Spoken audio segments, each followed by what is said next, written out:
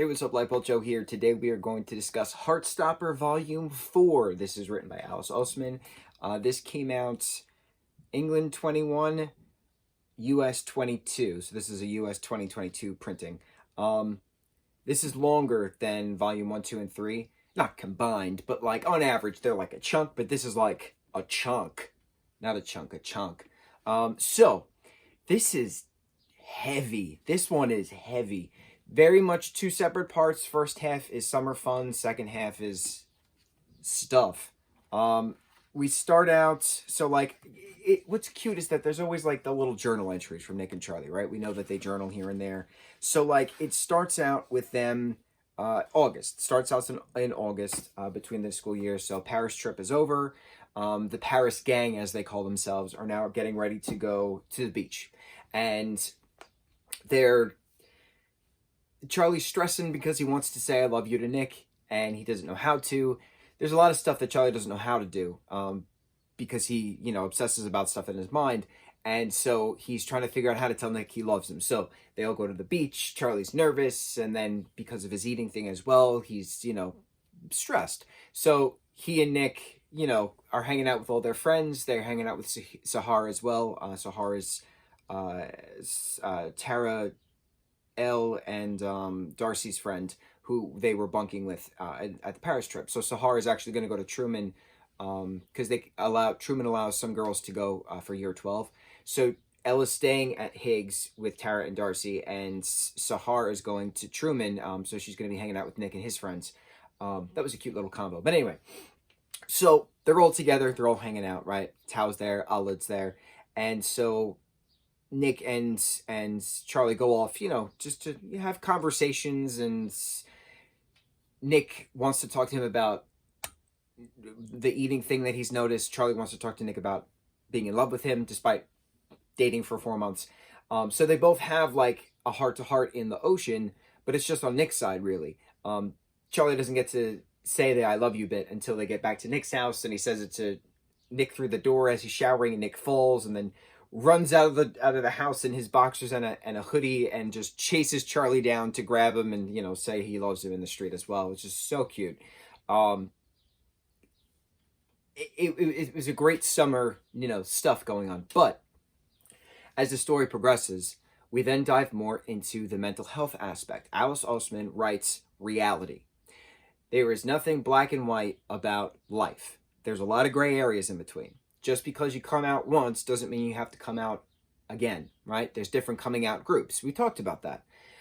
Just because you think you have some kind of, mental thing under control doesn't mean you actually have it under control. So we go into Charlie's mental health issues. We go into the self-harming that he used to do in year 9 when he was, being bullied, but he started to do it again, and he doesn't understand why.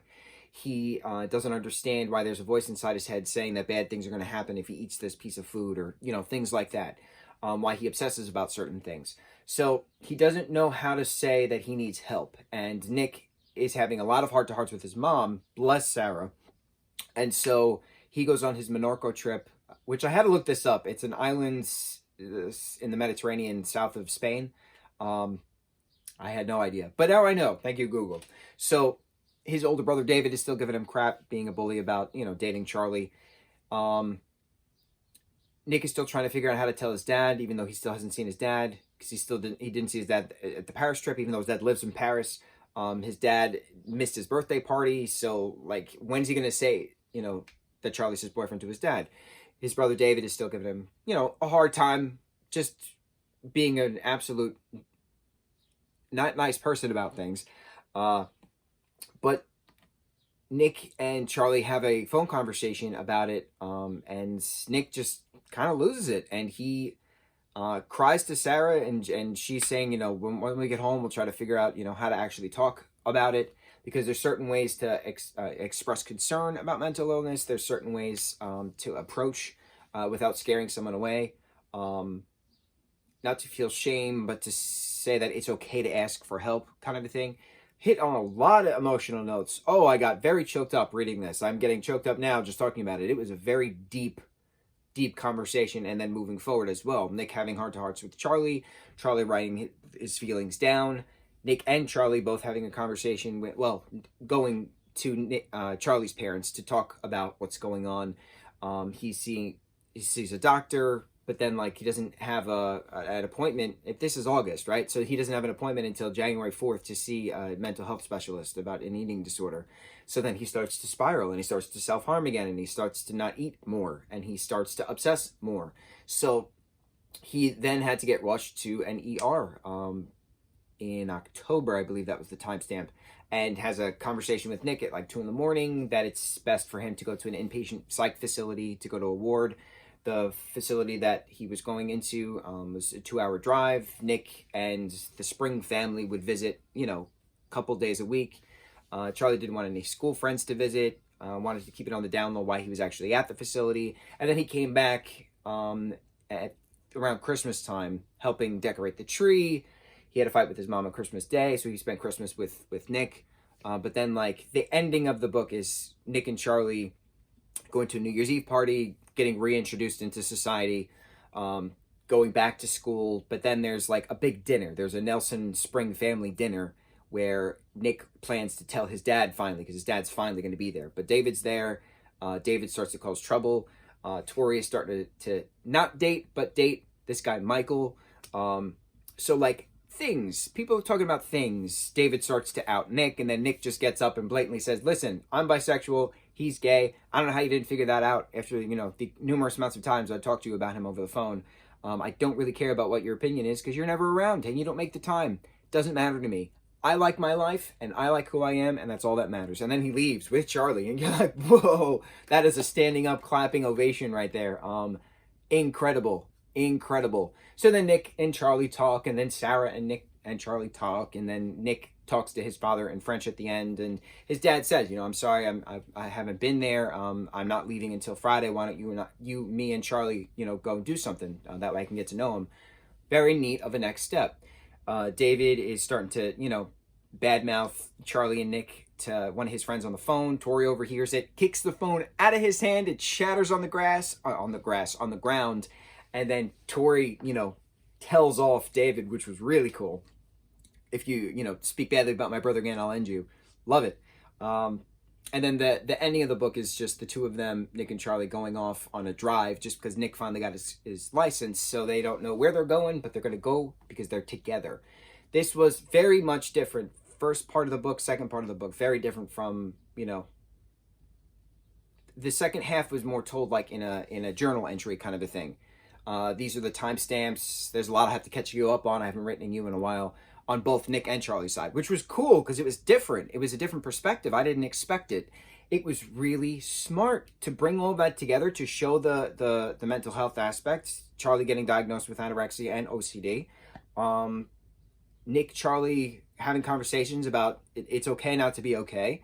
It's the realism that Alice writes. It's just incredible, and I can't wait to read her novels, which I have. I have 3 out of the 6 so far. I'm still waiting for the other ones to be delivered, but I'm very excited. I'm very excited. I love how she writes. I love how her mind works, and I love her characters and the character development as well. So I'm very curious how season 2 of Heartstopper is going to be in regards to the Paris trip, in regards to where we're going to leave off. Are we going to leave off season 2 with the cliffhanger of Charlie going into the psych ward? I'm already crying. I already know it. It's going to be a very hard second half of season 2, just based off the material of the books. Of course, Oliver's not in it. He's still cute in the books. Of course, Aled's not in it. He's still cute in the books.